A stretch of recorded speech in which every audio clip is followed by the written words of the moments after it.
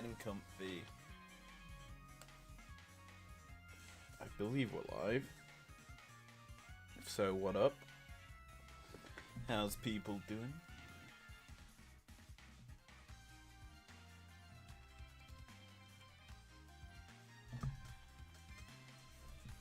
There we go. Here we go. Is it live? It says I am. But,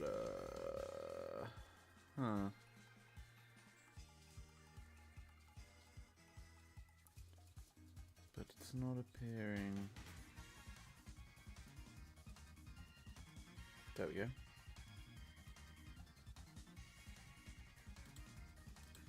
Hi. You may have just saw my face there. I apologize. Intrusively for my face.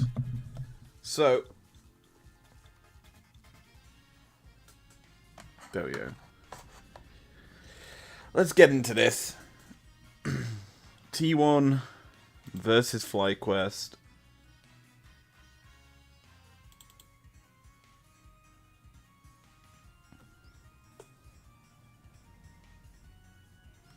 We're going into what's been deemed a absolute murder fest.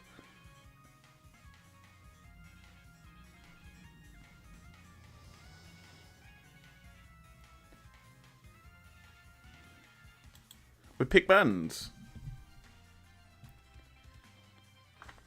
Who doesn't enjoy pretty big pick band phase between these two teams? Now, I obviously have not seen the series yet. T1 banning out Engage, Callista's banned, so what is big picks? Jinx. Ari's up, Ori. Senna also is up. Lee Sin. I think that will be picked up here by Fly. It's sort of a pick Inspired would pull out for himself. What else could there be that's good here? Obviously, Whipper will always hover. Kaiser, for some dumb reason. Varus, that's a good answer. Probably want to pair that up with... maybe Poke, so Ashe. The vibe band from Fly obviously forced the thing. I also like the Urgot ban out from T1, obviously respecting what Whippo did. Lee Sin wouldn't be terrible. Ori's also up there. But you are giving Lee, Ari, or Talia. Is also there. I haven't seen him too much during Worlds this year. Worlds MSI this year so far, but he makes his return to the stage. TK comes through. Topside matchup, Aatrox, ban, Rumble. Should really be banned out here. I like Renata. You kind of dissuade TK from stepping up. What else is there? Realistically speaking, I just want to check. No, it isn't showing my face. Then why is that a thing? Anyway, back in we go to the stream. What am I doing? There we go. So, I hate that that happens when you press F7, but hey. Ban-wise, looking at it right now, you've got to go Lee Sin maybe, if you're wanting to double into owner's pool. But realistically speaking, they could get away with banning Rumble. They're going to be the ones to ban it. So Rumble, I think, has to be banned or picked here by Fly. Whippo then would probably be facing Zac.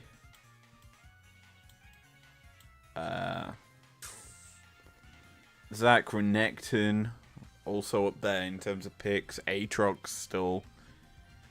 I'm intrigued how Flyquest attack it. So Xin Zhao's removed, so they're realistically heavily targeting the jungle pool. I think Viego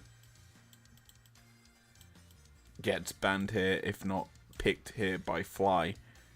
With just the amount of AD junglers banned out, and with Faker going Azir, you kind of are looking or wanting to go AD in the jungle.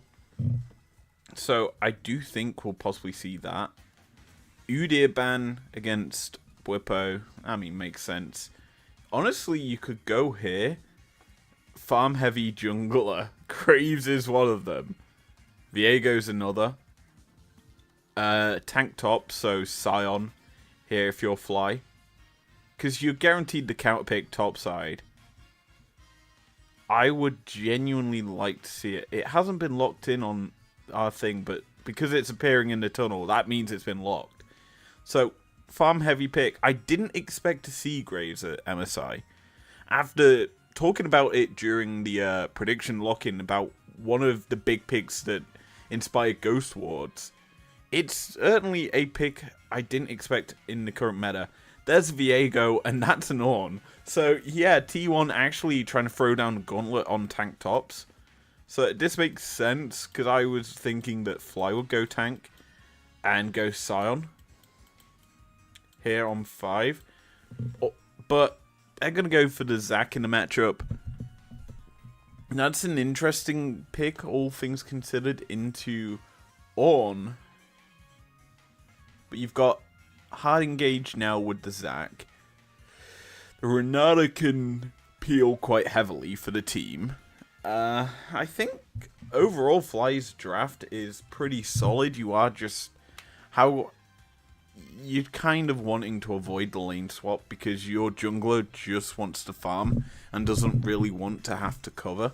So as a whole, I think Flyquest may get lane swapped against. T1 possibly could look to do that with the Senna TK. But it isn't necessarily a thing that will happen in this game overall because it's not too overly aggressive. I think Varus is the more aggressive the early game ADCs, but Senna could lane swap out of it and make it a bit of a harder matchup for inspired on this Graves. I am grabbing my food, if you couldn't tell, so apologies if you can hear me rustling my jimmies. So I'm just gonna mute it up for a sec.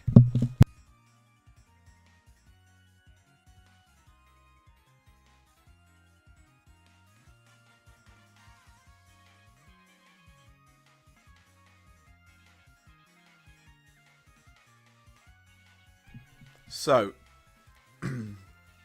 game 1 of the series.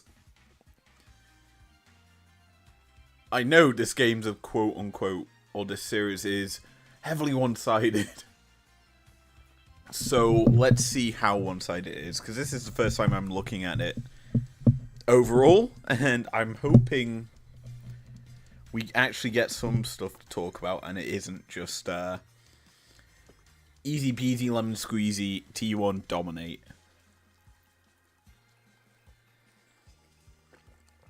And if it is that, we need to understand how that happened.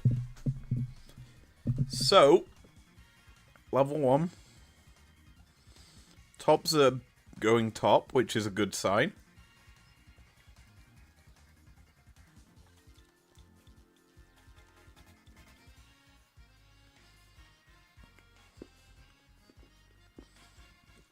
Runes kind of standard across the board.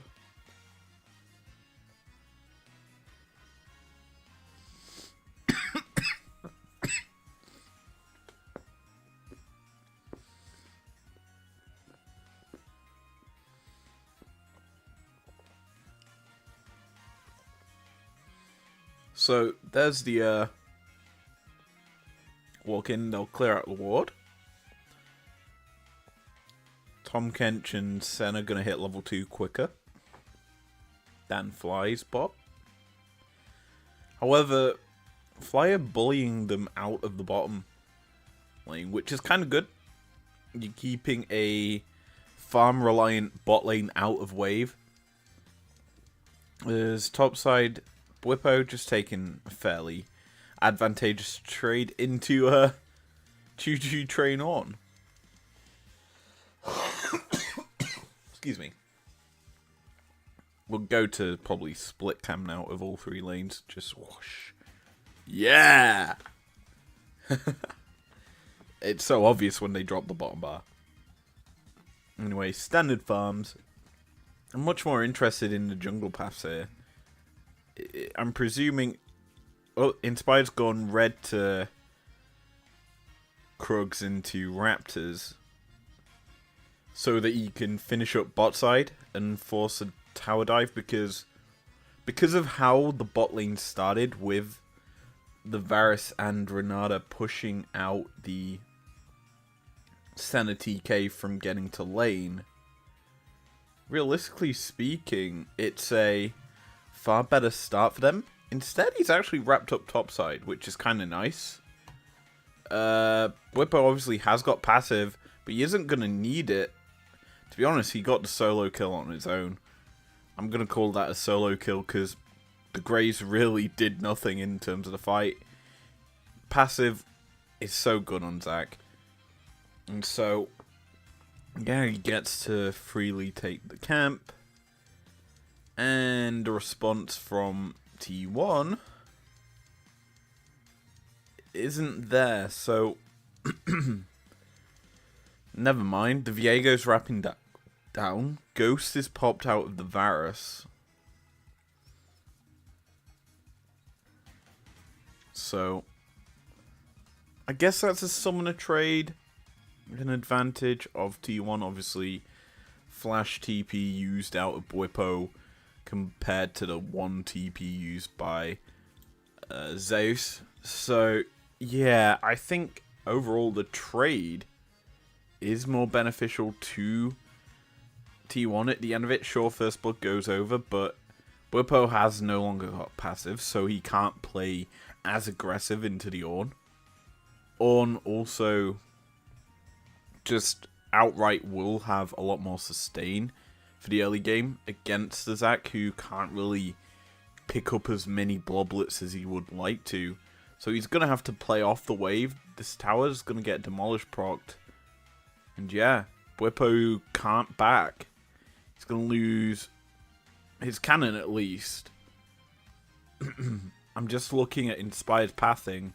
He is going up topside for the possible gank onto the Ornn, but in the bot lane, this is kind of where Flyquest want to be, is on the bot lane, going for a play, and not top in a 2v2. This is kind of unfortunate for them, that they're having to do this, because I guess it was the fact that Zac passive's been burnt. Like, well, CS has evened up, but as a whole, Ornn's kind of just evened out the matchup again that was in a winning state for Flyquest. So, as we continue forward,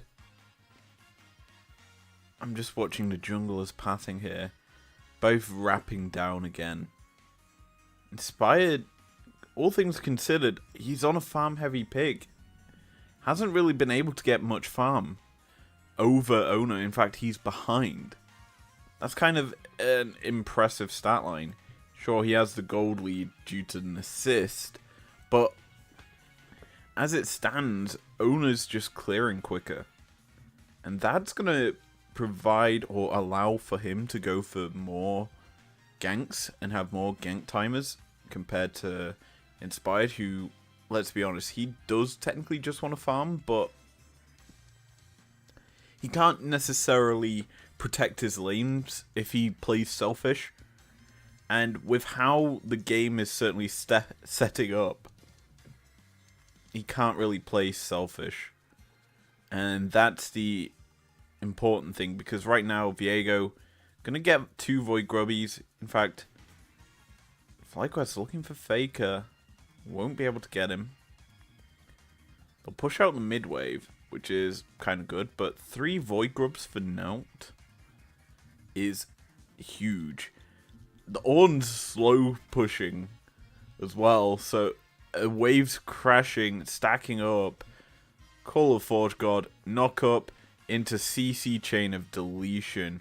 Ornn stays alive due to how bulky he is. Turret plates galore. The Void Grubbies damage, doing so much work here. This Ornn's fed. Like, it's so hard to play if you're the Zac. And it's because T1... Well, no, not T1. It's because Flyquest went for an early play top that this has happened. Instead of trying to get your bot lane ahead, or continuing to allow them to play ahead and getting a kill down there, you get a kill topside. The matchup is losing now. But then you think about it, I think, yeah, to be honest, I think because of the fact that Bwipo's now having to play so much safer without passive, he can't step up, he's kind of forced to lose tower plates. It's a weird one, to say the least, in that top side in the map, but hey. It's Flyquest. They stand... Bwipo has been playing well in this tournament so far, but this game is a rough start, all things considered. He's just farming with his W as well, which is intriguing because he's just getting incinerated by Ornn as he steps up. Potions popped. 2 of them popped, to be honest. And now it's just like, well, Ornn can just go all in and on me again. And yeah. Good delay on the Q by Bwipo, but he's not healing enough to match the Ornn. As, yeah, Ornn's just waiting for him to step up to take Bloblets.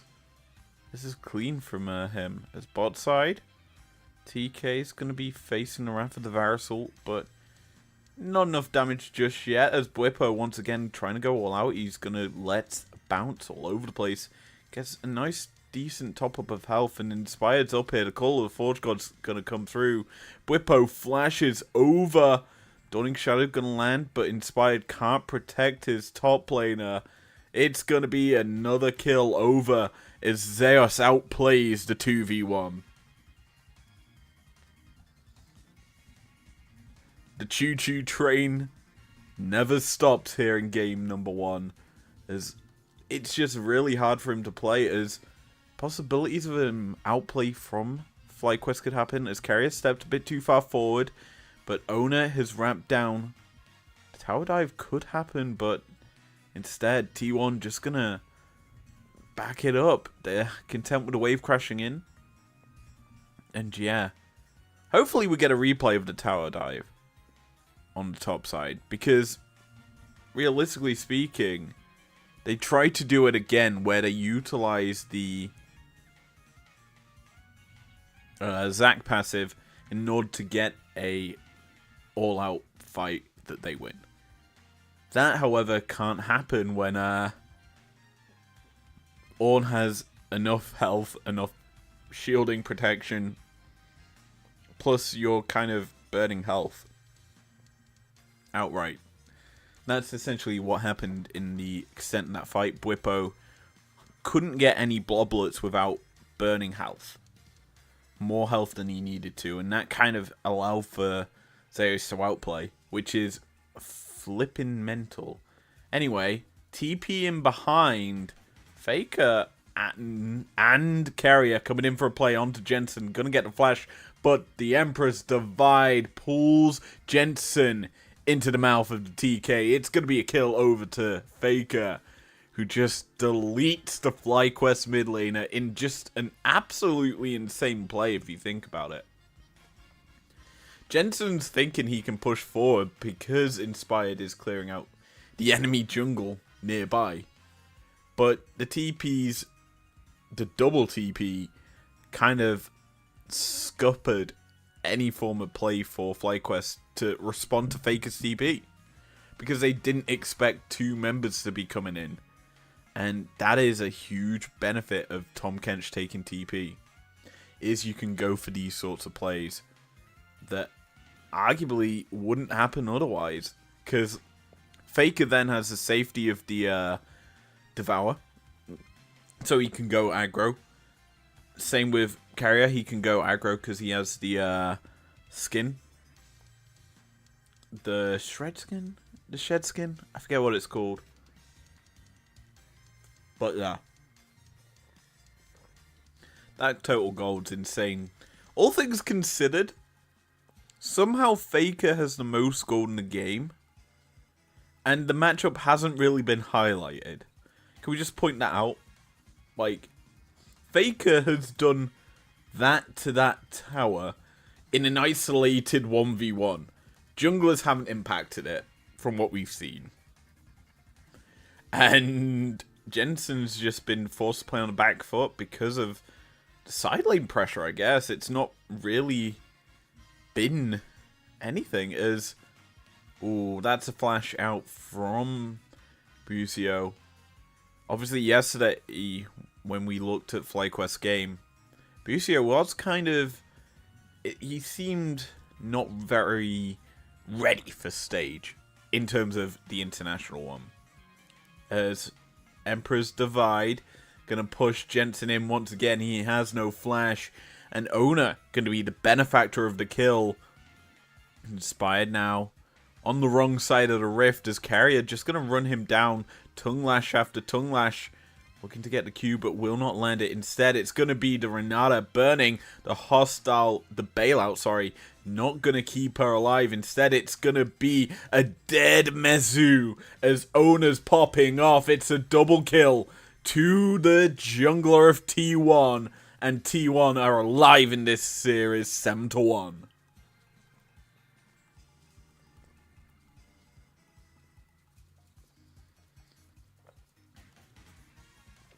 Towers are dropping.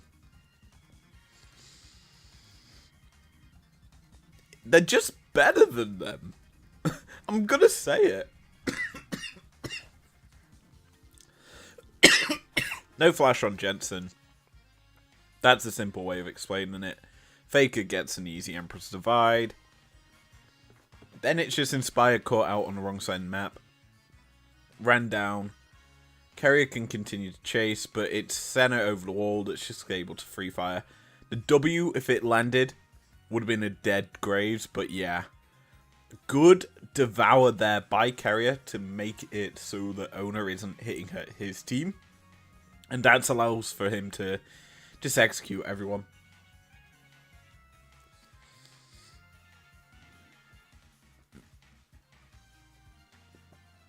Now, the team that outscales is ahead. Like, across the board. The bot lane kind of was left in isolation most of the game. And Flyquest had an advantage down there. But, let's be honest. That gold graph really will be blue across the board. All things considered. Considering it is support Senna. Yeah. As I was saying, somehow Carrier has the most gold in the game over an opponent. Don't ask me how. But the 1 kill, 3 assists may be doing that for him. We haven't even seen top lane in a while.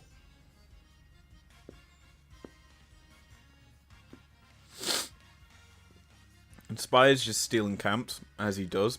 This is kind of what Graves has to do now. Is steal camps, so that the rest of his team can take his camps. Because this gold lead that T1 are building up... So, does that say... that's a 9k gold lead at 16... Jesus Christ, this game's over. The root lands... Never mind, they're just going to keep chunking out Milieu. Masu. Sorry, not Milieu. I'm thinking of the league champ, Milieu. Not Masu. Anyway, Harold's going to crash into the mid lane to 3, and T1 are just forcing it. Cold Forge God pushes away Flyquest as Let's Bounce going to be used here by Bwippo. He's getting into the backside. He's looking, hunting for getting kills. Never mind, he's only just used the Let's Bounce. But Carrier, he lands the double knock-up.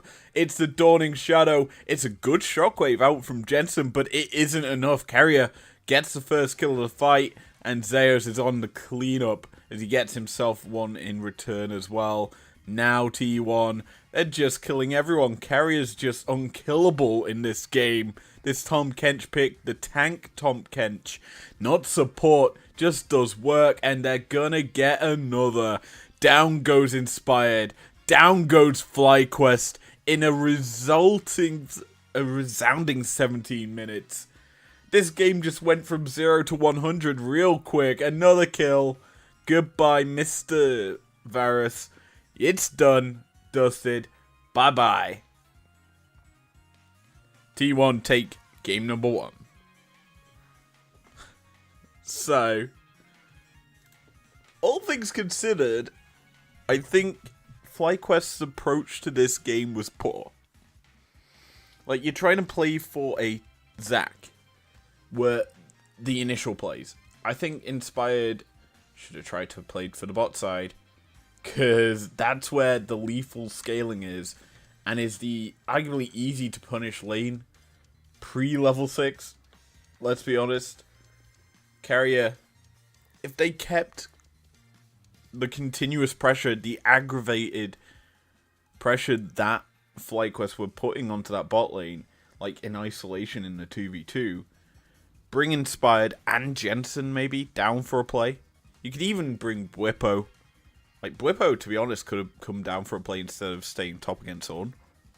Like, you've got two basic sponges in the top side that don't really need farm. So as a whole, I think T1, let's be honest, just outplayed them, even if Flyquest gave over. They got first blood, sorry. Anyway, game number 2. Let's get it. Draft time. Simple as you like. What we got? Kallista's still open, so I expect that to be banned here by Fly. If not, it'll be banned by T1. Lee Sin. Lee's open. Kallista. Varus. Well, we're going to have Kallista or Varus left open. Anyway. So, I think they'll probably ban Lee here, if you're T1. Because you can then take the Kallista or the Varus. They ban Lucian. Okay, that makes some sense. You kind of force the Varus Kallista trade, and you get, I don't know, Lee Sin to pair alongside it. I think that's not a terrible matchup for T1. They get... Presuming whichever flight go for, they're going to go for Nautilus, never mind.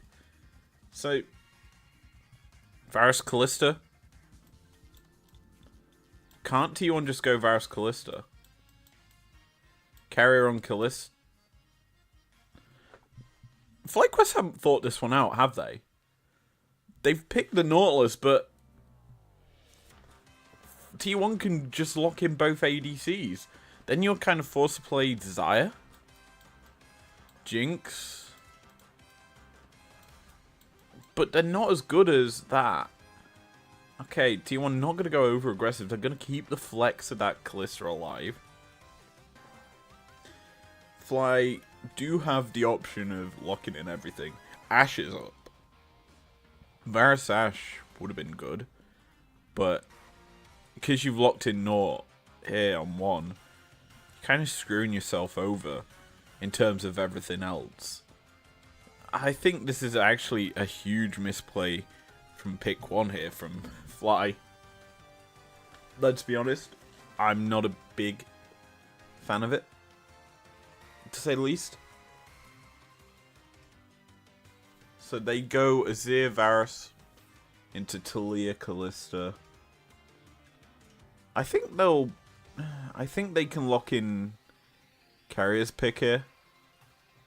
He had a mean Nico game yesterday. Or the last time we broke him down.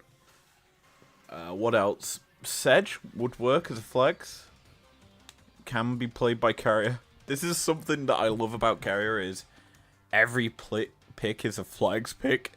Because he could play it. That's the one thing I like about T1 overall. So bans. I think we'll see Viego.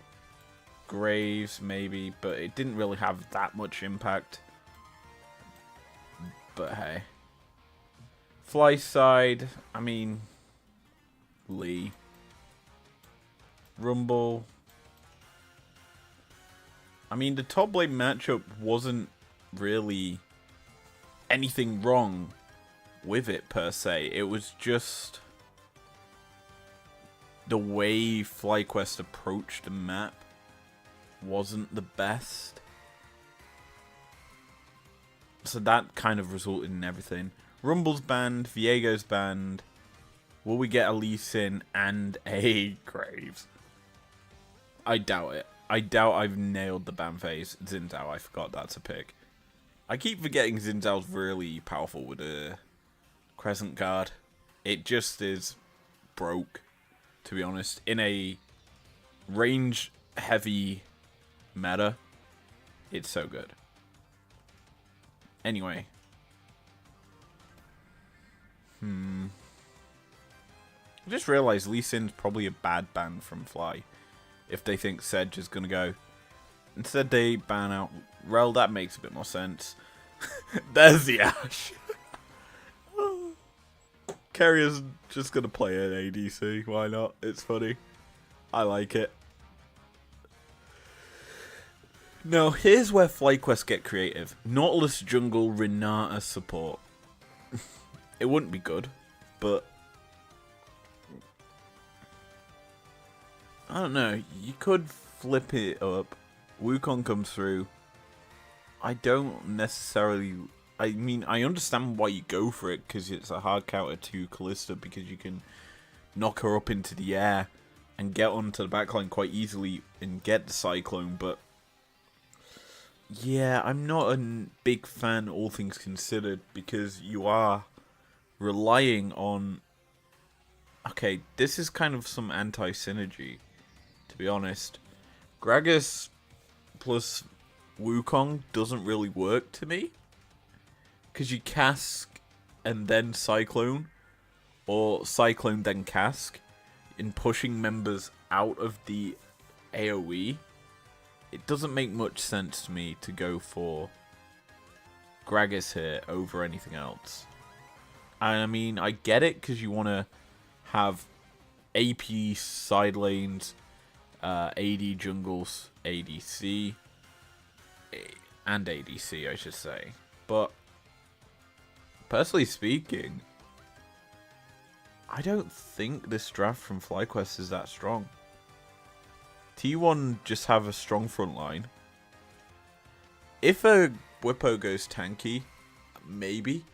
But like, as a whole, either it's a crumble in the teamfight because you cask away Gumayushi and he's then able to free fire from the range, or it's a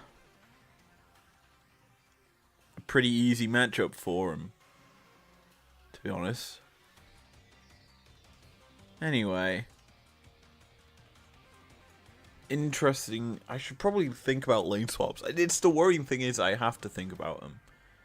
I think Flyquest will lane swap, personally. Double ADC on T1 side makes you want to get out of that matchup as quick as possible. So that would be my expectation from a Fly.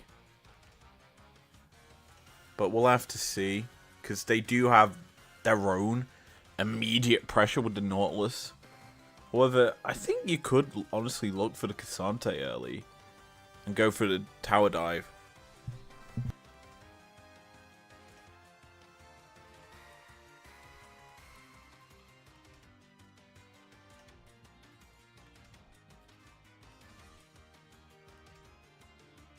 Anyway, into game number 2.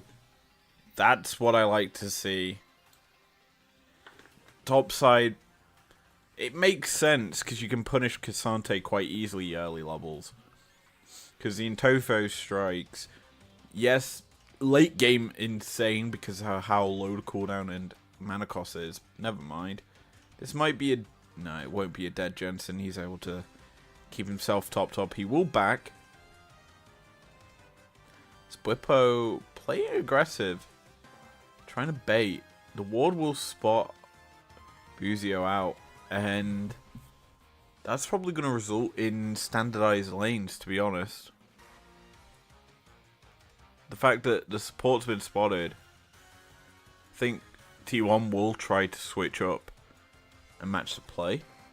They get... So, that ward that Flyquest dropped there spots if the ADC or support walks up to the top side or the top laner, so they know where they can start. Because obviously Buzio knows he's been spotted, so this kind of puts him in a situation where Fly either guarantee themselves a 2v2, but yeah, Carrier's just pathed up mid and is bullying out.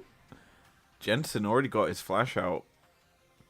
Cassante doing Cassante things. It's a 3v4. T1 may lose their top laner here. First blood over, but they're still in a 3v3, and the trade kills can come through, but Sejuani and Carrier, the Ashe, do so much more damage here. Early game, baby. It's a ranged ADC versus an entire squad. Carrier's going to continue to chase and get himself another kill. In the long run, T1 are going to win this fight because Carrier's just able to free fire in, and spoiler alert, in the bot lane, the ADCs, they're having a little scurry for themselves because Gumayushi's managed to secure a push. Because in isolation, he's just been able to free hit the wave. He's already got for himself an even amount of CS. Obviously, he's slow pushing because he knows that Carrier's going to come down here. This is just well worked by T1.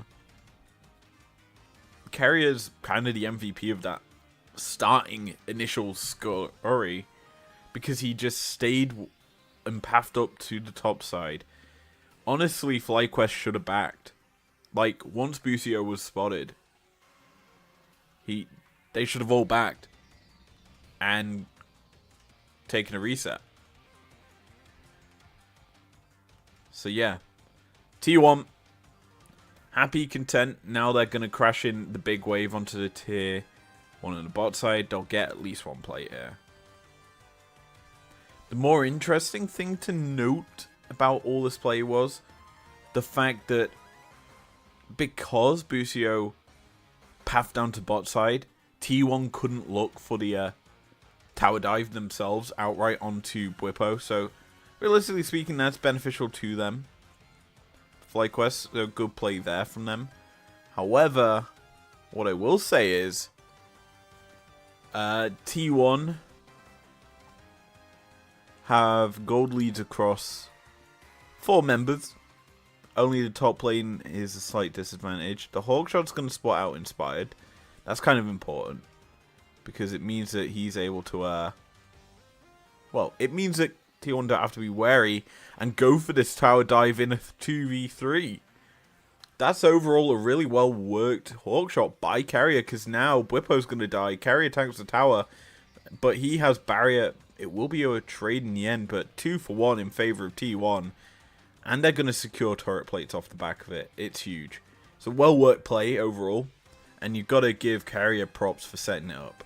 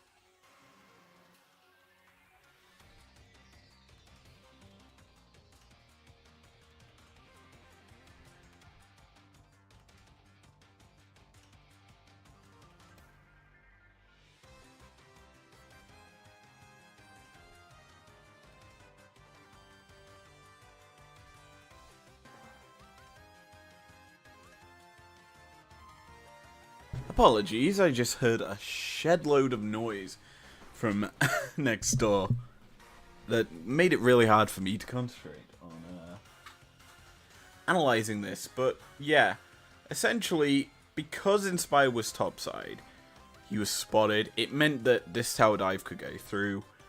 I mean, the tower dive essentially is pretty clean. So Owner tanks it up and targets Busio because if you think about it, you go for the guy that has the most CC that can keep you trapped on the tower and kill him off. Then what's stopping you from going for the guy that's only got a body slam that forces him closer to you to die? So yeah. I'm pretty sure Bwippo also used his, was that his cask? Or no? But yeah. It's well worked. Killed his support.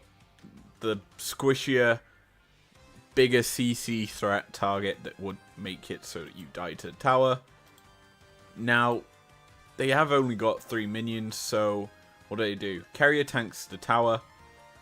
And obviously, T1 didn't want to lose Carrier. They used heal and barrier to kind of try and keep him alive. But yeah, it's not enough because the tower had ramped up, effectively killing him off.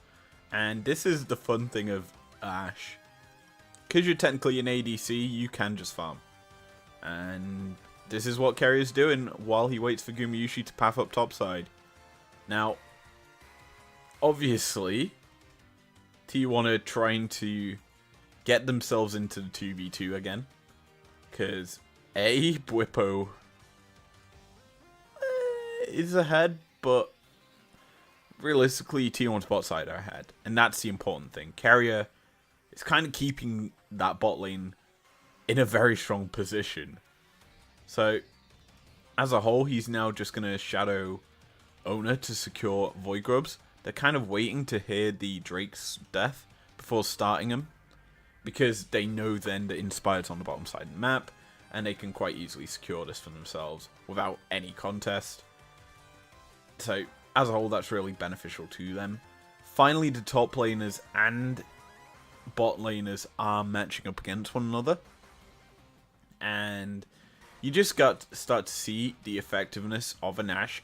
And Weaver's Wall's ready for Faker. They're going to dive this. The wave's quite a big one, as it's 2 waves crashing together. Faker's walked up. He isn't even going to use the Weaver's Wall. It's a good flash out there. And as the 1-for-1 trade comes through, Flyquest getting more than they bargained for here, which is kind of good for themselves. And yeah, a 1-for-1 trade is beneficial quite a lot. Bwippo's winning the 1v1 bot.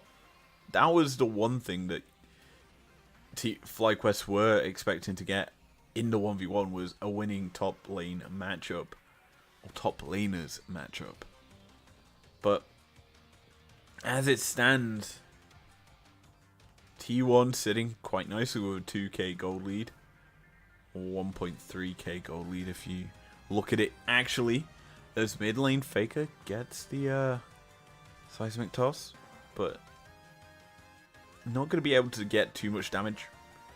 Instead, it's just poking away at Jensen, forcing him from pushing in any further. Busio hovering.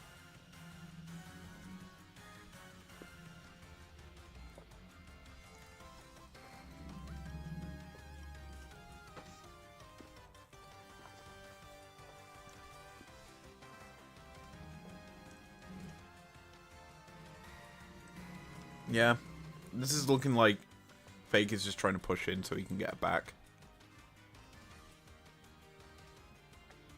Jensen doing good to clear out the wave.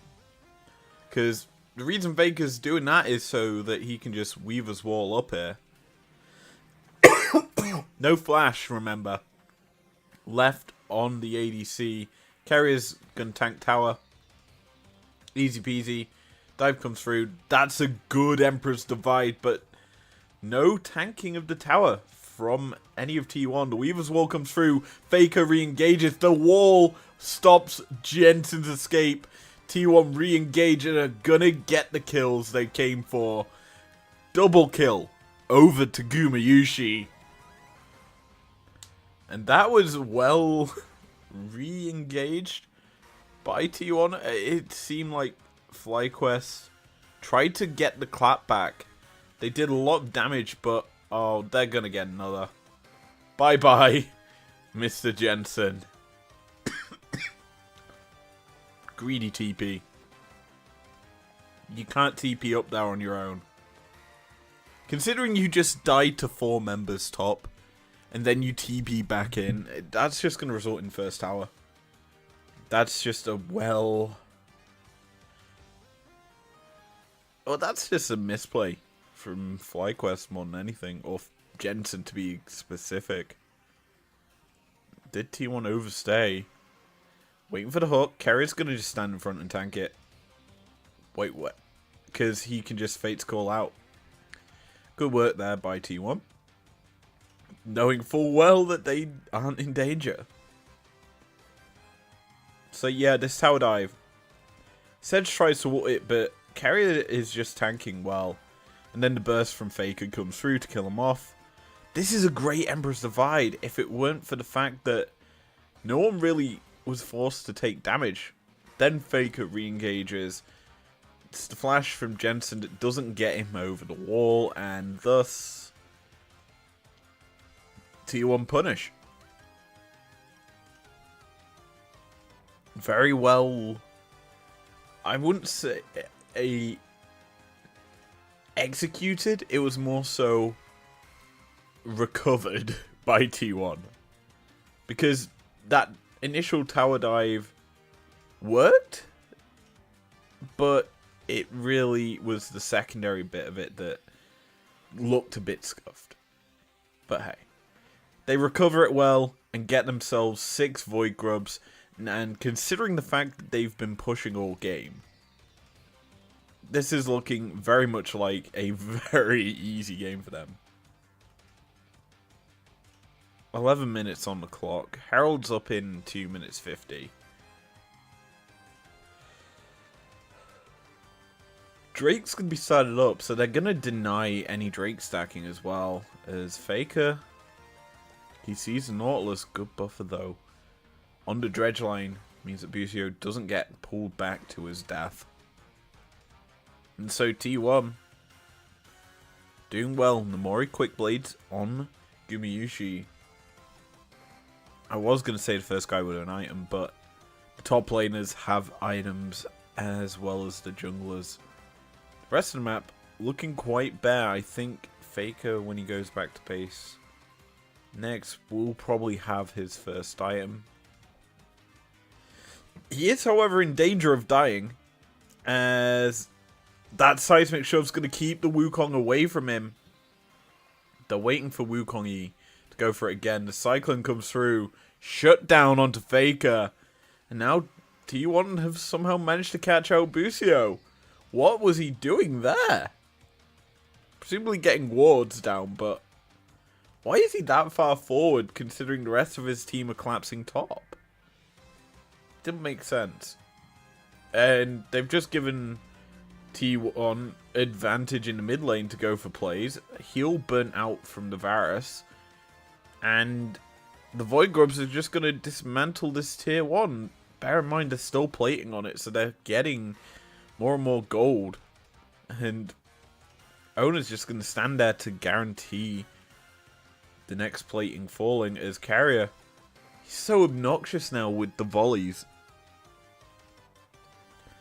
Building up towards his Umbral Glaive. You have to feel for his first item to get the extra vision control that T1 needs to continue to snowball this one out of any contention. And it looks like a redive is being set up. Faker could be caught out. Will continue to harass Inspired away. But yeah. Seraph's Embrace, first item for Faker. When he gets to it, obviously. Kind of surprising. I would much rather have expected maybe a Ludens. Good W there from Owner. He's just going to kill the tower in front of Bwippo. before the wave even crashes. And Bwippo, oh, he messes the body slam up. Failure of that, and I mean, he wouldn't have got the kill. Casante's too tanky at this stage of the game for him. With the Hollow Radiance as well. It definitely wouldn't have been a solo kill. Instead, it's looking like, well, it could be a 2v1 in favor of Owner. Again. But this time, Spire's not going to waste any opportunity. Never mind, he gets out to safety. Busio, hunting. Hasn't got a hook ready to go for it. And he just gets out alive, Owner. Never punished. That's what I'll say. And because Inspired's wasted ult and was seen in the bot side, T1 are just going to get Herald for free. No Drake for another 2 minutes, so there isn't even that for Flyquest to go for. So T1 just winning out across everywhere. And now we just have to sit and wonder. There's flash out from Jensen to avoid the Ash Arrow. It's Carrier just showing up for the team, really.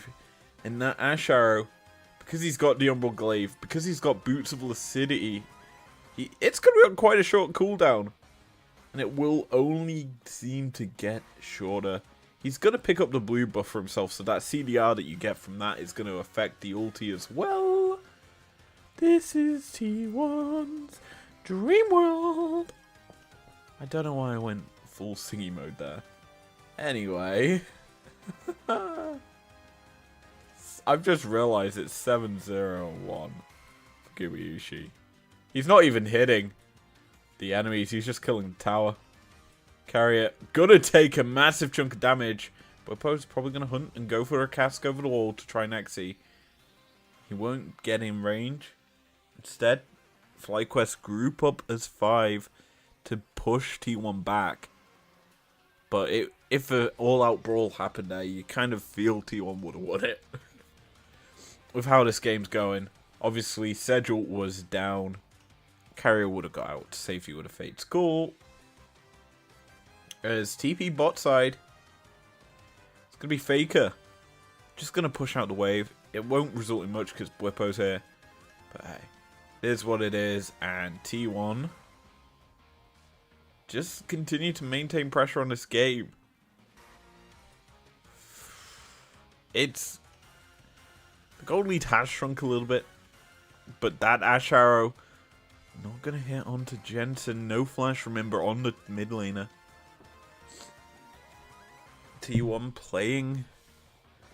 They're just fishing, really. They're just waiting, using the Ash Arrows on cooldown. Gumayushi's got himself Edge at Night, so he can kind of sit alone in lane for a bit. Carrier can roam about. T1 going to get themselves their second Drake of the game. On a note, Infernal Rift.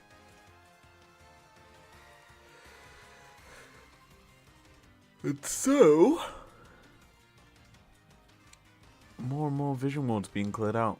Carrier can just do that with the Umbral Glaive.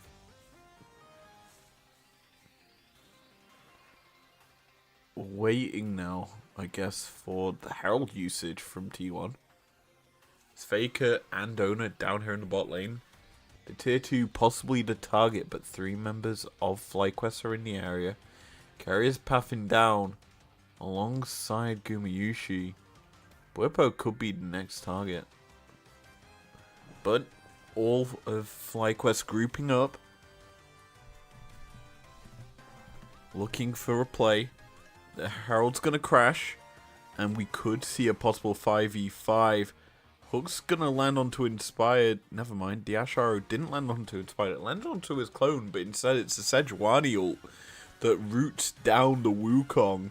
It's a crisscross of ulties that cost him his life. And Flyquest now against no jungler. It's a 4v5 and they can just use a Weaver's Wall to keep away anyone from this tier 2. This is how you utilize a Talia pick, ladies and gentlemen. Faker piloting it to perfect success. And he is just going to pick up mid lane as well. T1, bear in mind, can't get Baron and they're still demolishing tier 2s and basically everything on the map. That's just a nice flurry of ultis from T1 there to secure the kill. Because the Ash Arrow hit a clone. It just means that the Sigil will land. And thus, death was brought to Inspired. Yeah, it's been a snowball. That's all you need to know about this T1 game. They've just snowballed and played well. Carrier, MVP of the series for me so far. He's got another arrow. You know it's coming. I think everyone knows it's gonna come. I'm gonna come. Never mind, I don't mean that. Anyway, Ona's just stepping forward into Jensen. He does about the same amount of damage as what Diazir does. The hunting, though. This is the thing about Sedge Ash as a pairing. If one lands the ulti, if Sedge lands her ulti, the Ash Arrow can come immediately on top of him. If they're constantly pathing together. As there you go, Carrier uses the ulti again onto Nautilus this time. Gumayushi, he's found Inspired's clone as it's Faker dying in the backside. Now, T1 forced to retreat as the Cyclone's used, but it's not going to be used to hit anyone. It's just to dissuade. As the Varus ult's going to land, that's going to be probably a dead Cassante. In fact, the Cass is going to pull him back to his death. Never mind. He gets out alive again.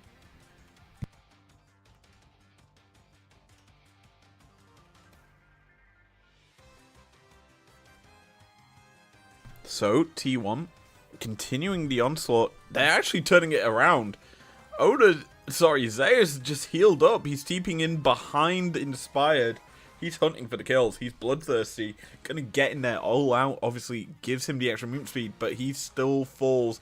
Sedge, though, she gets the passive stacks onto this Wukong, and he falls for a massive shutdown. Baron's alive. No jungler on Flyquest side. It should be objective secured, as that's the Edge of Night propped out of the Varus. Ona wasn't in range to land the smite to stop, or guaranteed stun. But T1 don't care, they get themselves a tier 2 in the mid lane. Faker's gone top. He's just going to look to push up there. And that's probably going to result in Baron being, or controlled here by T1. They're clearing out the vision. But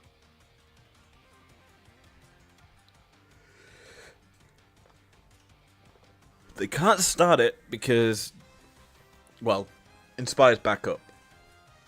They're not going to coin flip it. They're just going to look to fight and then win a, well, kill the jungler basically, and then get Baron. If not, they'll end. Because it's that sort of game. T1 could just end whenever. So,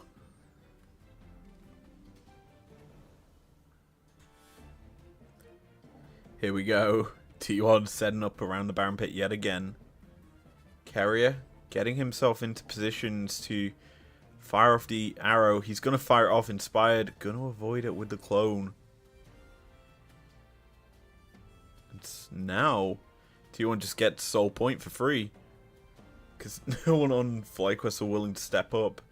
I'm just looking for things that Flyquest could play for, and there isn't anything. They've not got pushing top, mid, or bot.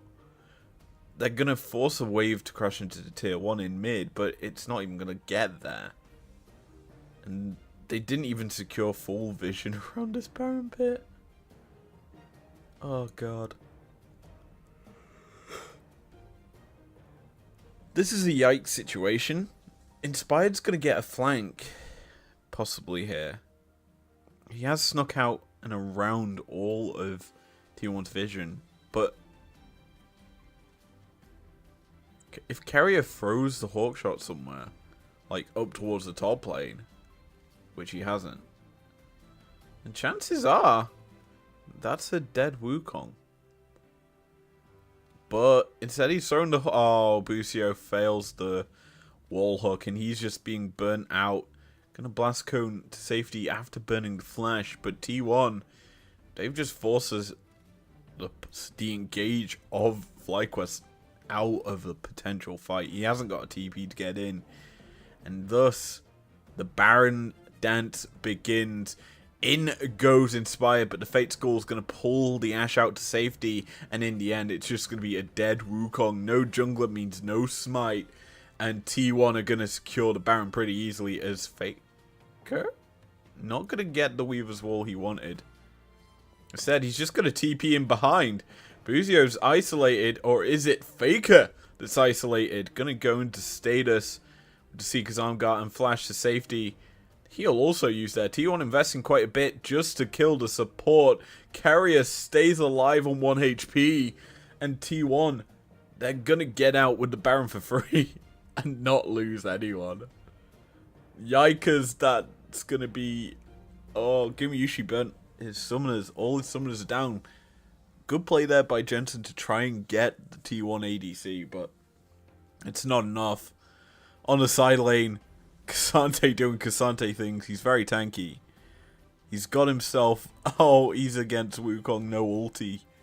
I mean, Wukong did have ulti, but he doesn't want to invest it. Oh, this is a generally bad situation for Fly, as the top lane inhib tower falls. Everything's turned up pear shape here. And I'm going to be brutally honest. T1 haven't really given Flyquest any chance to play this game. It's been so dominant from the LCK representative. It kind of showcases the difference between Western League of Legends and Eastern. As Inspired's forced to flash the Ashe Arrow. This is just peak League of Legends coming from Korea. Ona not going to land the Q3, the Intofo strikes. Going to go wide. But T1 have the Baron. They're not even waiting for the minion wave to push in the spot side. They're just going to clear out the cannon wave and just get themselves as tier 3. Weaver's Walls drop down. And no one from Flyquest can stand in front and fight. Because they would have been boxed out. Inspired. Going to get on top of Faker.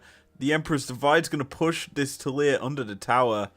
But it's going to be a 1-for-1 trade as both mid laners fall. Gumayusi able to free fire in as the cleanse is going to be burnt out from Masu and his support falls. It's a double kill over to Gumayusi and they're looking for more here, T1. Inspired goes in onto carrier, but it isn't going to do too much as this Ashe is free firing in now.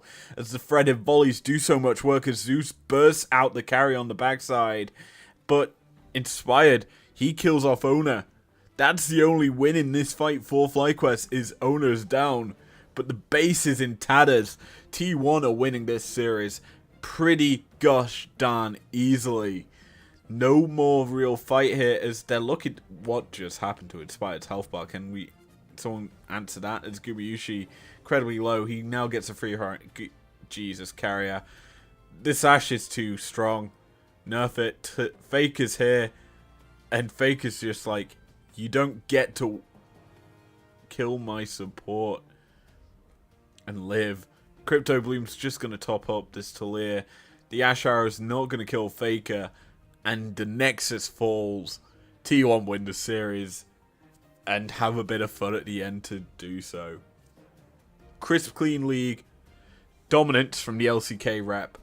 And that's the stream done with. I can't really say much more than that. Because this game... It didn't feel like a series at all. It felt like just scrim. The T1 just happened to show up in. Anyway, I'm going to end it here. Thanks for joining me for this stream. We will be going into one later. When, I don't know. It may be even tomorrow. I think I'll do one tomorrow. That's covering the top Fnatic series.